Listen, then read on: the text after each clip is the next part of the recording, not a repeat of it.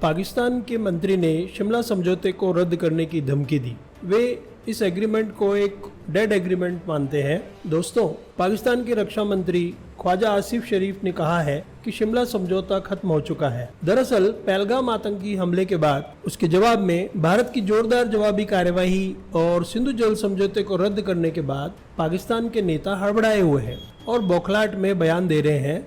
दोस्तों, पाकिस्तान के कोई भी विभाग का मंत्री अपनी मर्जी से बयान देते हैं या उनके प्रधानमंत्री और मंत्रिमंडल में कुछ पहले से तय होता है, कहा नहीं जा सकता है। जब से हमने सिंधु जल समझौते को रद्द किया है तो पाकिस्तान ने कहा ये तो एक्ट ऑफ वॉर है। रक्षा मंत्री का कहना था कि हमने भी सारे समझौते रद्द कर दिए हैं, यानी कि उसमें शिमला समझौता भी शामिल है। दोस्तों, शिमला समझौता जो हुआ उसकी कुछ दो बड़ी बड़ी इंपॉर्टेंट बातें हैं। वो ये है कि 1972 के में ये शिमला समझौता हुआ।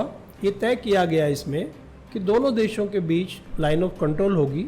ये लाइन ऑफ कंट्रोल लगभग 740 किलोमीटर लंबी है। ये एक सीमा रेखा है जो दोनों देशों के बीच एक वास्तविक सीमा है। इसके सारे नक्शे बनाए गए और दोनों देशों ने मिलकर एक दूसरे को सौंप दिए।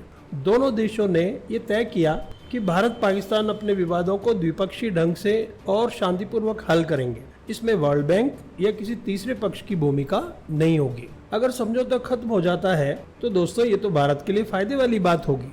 अगर शिमला समझौता रद्द किया जाता है तो पहले तो एलओसी खत्म होगी, फिर हम 1948 की स्थिति में पहुंच जाएंगे, यानी जिस देश ने भी आगे बढ़ना शुरू किया तो वो हिस्सा उसका कहलाएगा।